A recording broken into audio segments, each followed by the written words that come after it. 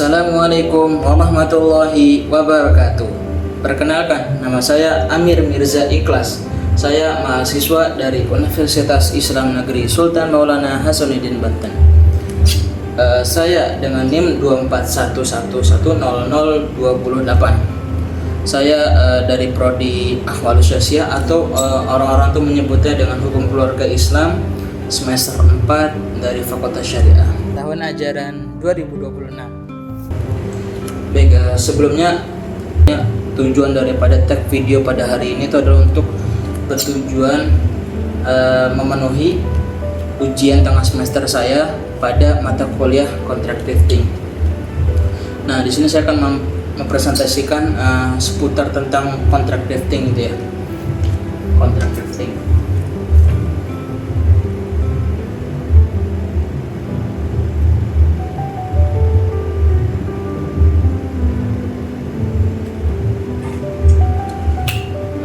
Sebelum ke pembahasan inti, di sini saya akan menceritakan sedikit tentang kehidupan kita sehari-hari. Teman-teman pernah nggak sih bahwasanya atau melihat gitu ya, ada seseorang atau mungkin perusahaan gitu ya, saling jual beli, pinjam meminjam, atau mungkin saling kerjasama lah untuk mencapai suatu tujuan gitu. Nah, untuk jual beli atau mungkin pinjam meminjam untuk kerjasama untuk mencapai suatu tujuan itu biasa kita sebut dengan kesepakatan. Teman-teman pernah mendengarkan hal yang seperti itu, jadi kesepakatan. Nah, dalam kontrak drafting, kesepakatan itu biasanya disebut dengan perikatan. Nah, perikatan ini ada dua unsur penting. Apa aja itu unsurnya? Itu adalah ada prestasi dan juga wan prestasi. Jadi yang pertama itu ada prestasi.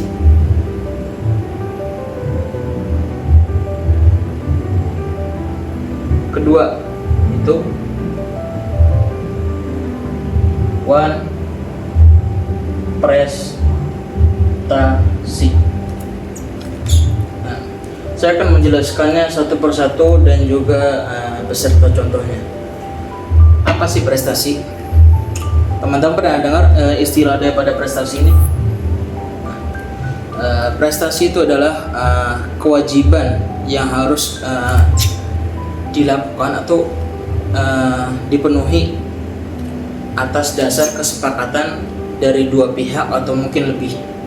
Jadi contohnya bahasa mudah seperti ini. Misalkan saya kan namanya Amir ya, Amir dan juga Ahmad.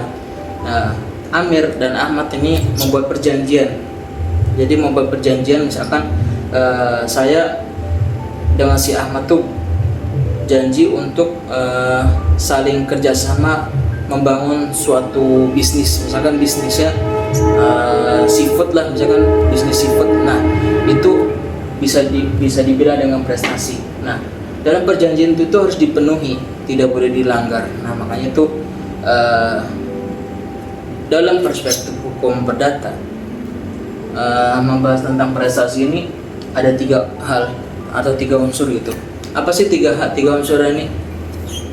Bukan tiga unsur, maksudnya dalam perspektif hukum perdata tuh prestasi itu ada tiga hal. Jadi ada tiga hal yang mungkin bisa dilakukan gitu. Ada tiga macam hal yang bisa dilakukan.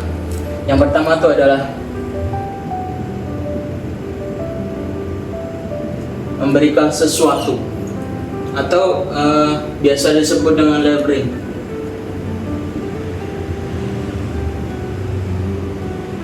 Yang kedua itu ada yang namanya melakukan sesuatu.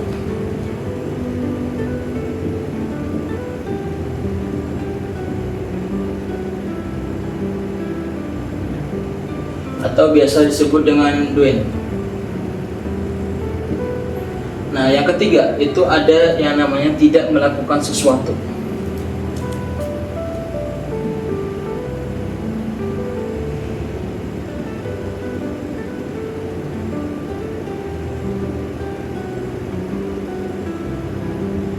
Nah, tidak melakukan sesuatu nih dalam kontrak drafting itu biasa disebut dengan niat doing.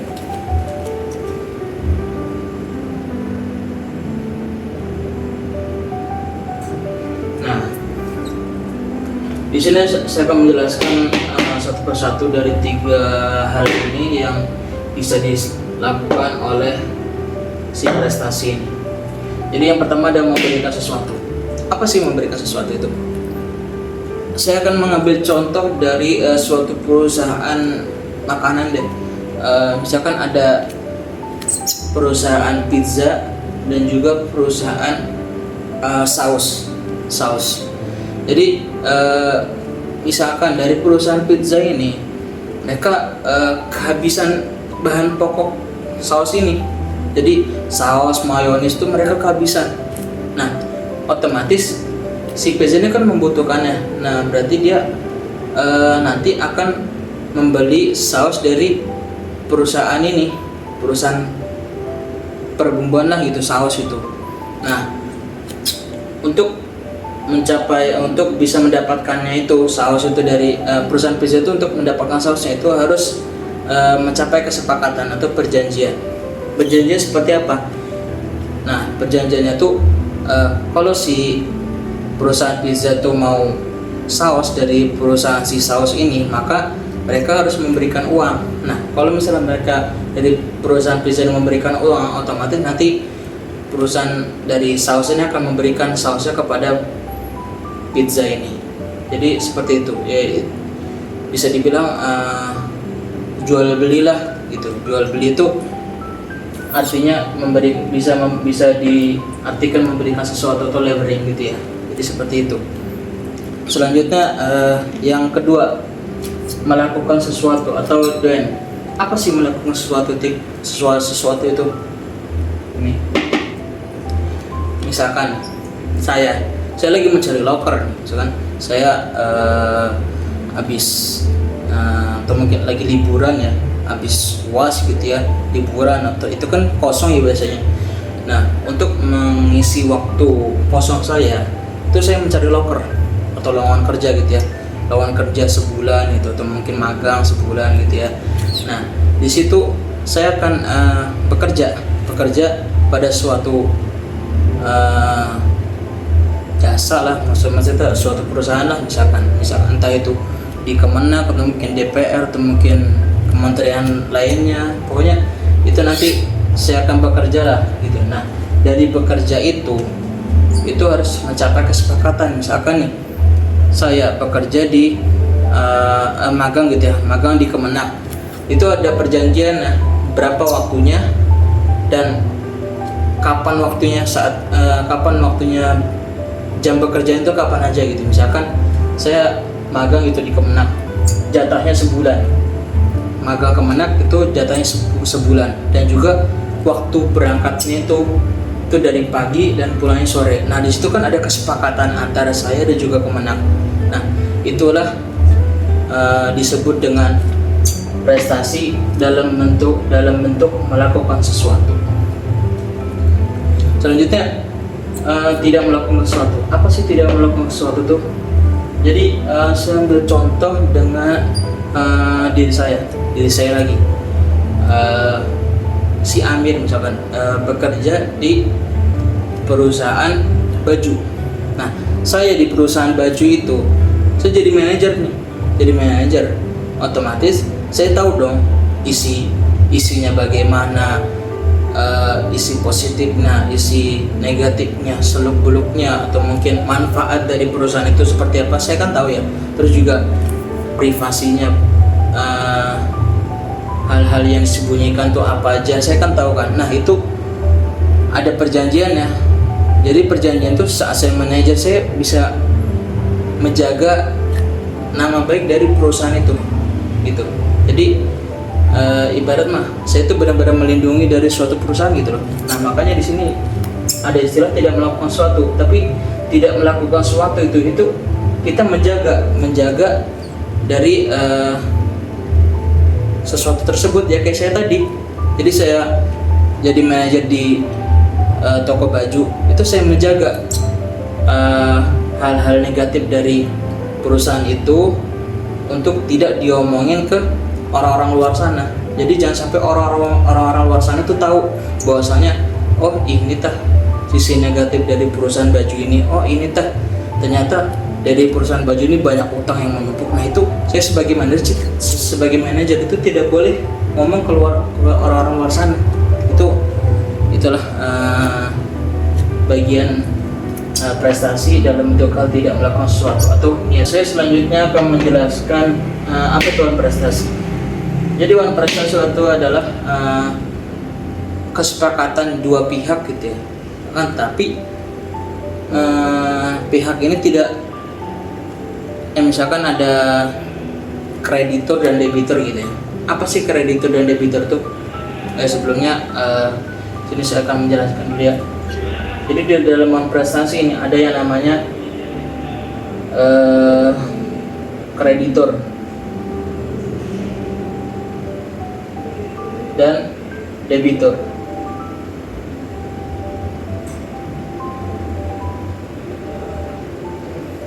Sebenarnya di prestasi juga ada apa itu kreditur dan juga debitur, tapi saya rasa dalam penjelasan prestasi ini tidak harus saya menyebutkan kreditur dan debitur, karena dalam contohnya saja saya rasa teman-teman sudah paham apa yang saya jelaskan. Jadi saya akan menjelaskan sedikit ya perihal tentang kreditur dan debitur. Jadi apa itu debitur? Debitur itu orang yang meminjamkan sesuatu atau memberikan sesuatu tapi sesuai dengan kesepakatan gitu loh. Jadi kreditur ini entah itu meminjamkan sesuatu uang atau mungkin barang kepada debitur. Dan debitur itu adalah orang yang meminjamkan sesuatu kepada kreditur. Jadi ibaratnya kreditur itu orang yang memberikan utang, dan debitur itu adalah orang yang mengutangi. Jadi debitur itu orang yang berhutang. Jadi seperti itu. Nah, apa sih one prestasi yang tadi saya singgung tadi? Jadi one prestasi itu adalah apabila seseorang debitur mereka tidak bisa memenuhi kesepakatan dengan kreditur sebagaimana yang sudah disepakati di awal gitu. Jadi perjanjian debitur dan kreditur ini tidak sesuai gitu loh, tidak sesuai dengan waktunya, atau mungkin tidak sesuai dengan perjanjian di awal gitu. Nah, dalam one prestasi ini itu ada 3 hal atau 3 bagian debitur ini melanggar itu seperti apa gitu. Jadi ini debitur. Jadi debitur tuh ada 3 macam. Kalau dia melakukan one prestasi atau lalai dalam perjanjian dengan kreditur. Jadi yang pertama itu adalah mereka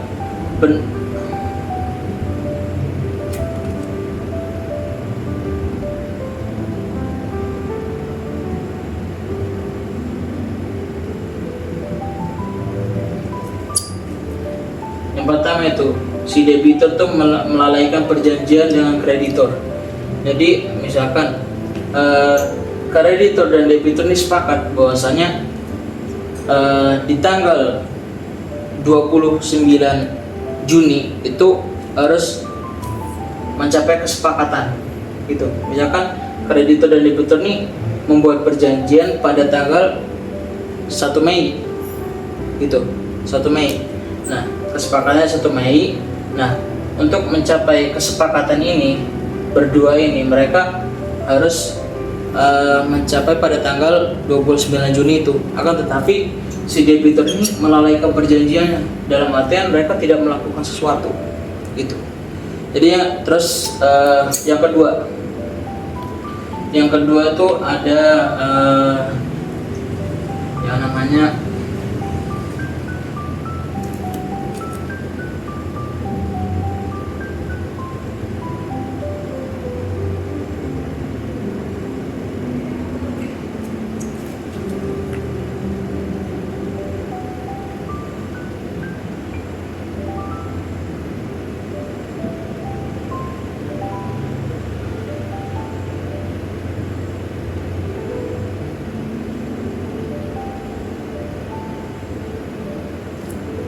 melakukan sesuatu akan tetapi terlambat atau tidak sesuai.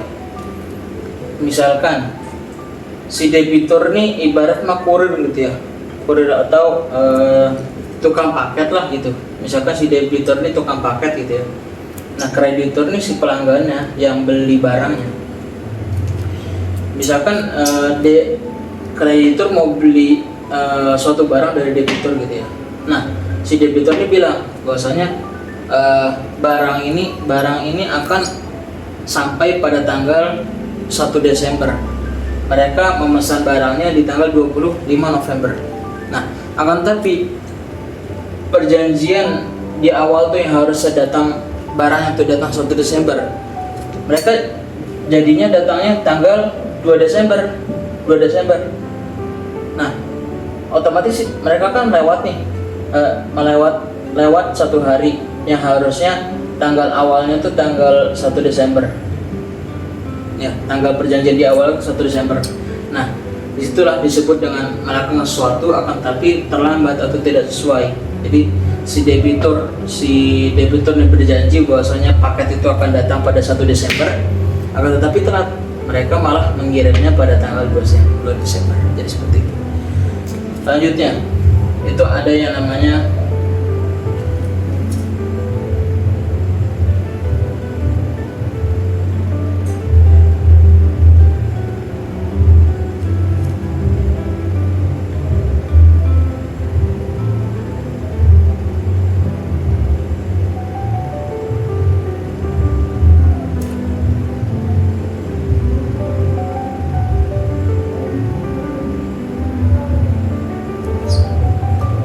selanjutnya ada melakukan sesuatu tapi melanggar daripada perjanjian. Jadi maksudnya seperti apa? Jadi si debitur mereka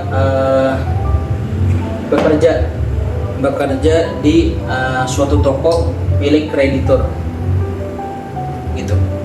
Nah, setelah si debitur ini bekerja sekian lama di kreditur ini, otomatis kan si kreditur ini percaya atau yakin gitulah, bisa dipercaya bahwasanya si debitur ini orang yang baik atau orang yang udah langganan lah gitu ya kepada krediturnya, karena kan bekerjanya udah cukup lama misalkan. Nah, akan tapi di suatu saat itu kreditur memberikan kerahasiaan kepada debitur. Jadi misalkan di satu toko tuh ada utang yang cukup besar gitu ya. Krediturnya memberitahukan kepada debitur. Nah kreditur ini bilang kepada debitur bahwasanya kita ini punya utang yang cukup banyak, tapi kamu tidak boleh memberitahukannya kepada orang lain. Nah, itu kan akan timbul nih. Mereka kan kreditur bilang bahwasanya tidak boleh disebar.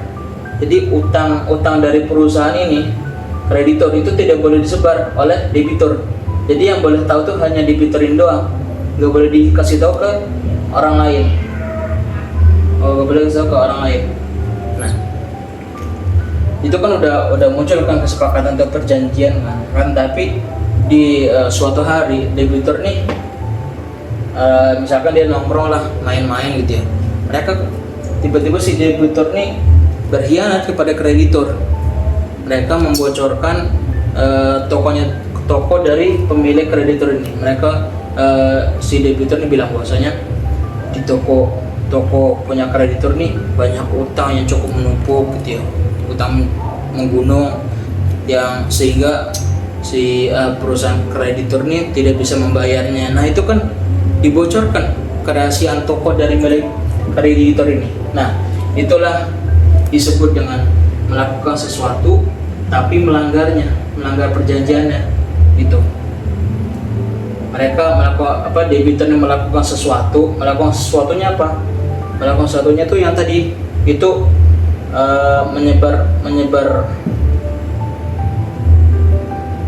menyebarkan informasi utang dari pemilik toko kreditur ini. Jadi seperti itu, melakukan sesuatu tapi melanggar perjanjian. Ya, mungkin ini saja penjelasan singkat perihal tentang kontrak drifting dari prestasi dan juga prestasi. Sebelum saya tutup, saya meminta maaf atas semua perkataan saya, omongan saya yang mungkin kurang pantas, atau mungkin siapapun yang melihat video saya gitu ya, mungkin dalam penjelasan saya ada yang salah atau mungkin kekeliruan gitu ya. Nah, mohon dimaafkan, atau mungkin bisa lah gitu diomongin baik-baik dengan saya bahwasanya yang lebih betulnya tuh seperti ini gitu. Jadi karena saya juga masih belajar, jadi bagi yang tahu lebih dalam seputar kontrak drifting itu bisa diberitahu kepada saya untuk mendalami lebih dalam lah seputar dengan kontrak drifting. Jadi ya seperti itu aja dari saya. Bila taufiq wal hidayah, wassalamualaikum warahmatullahi wabarakatuh.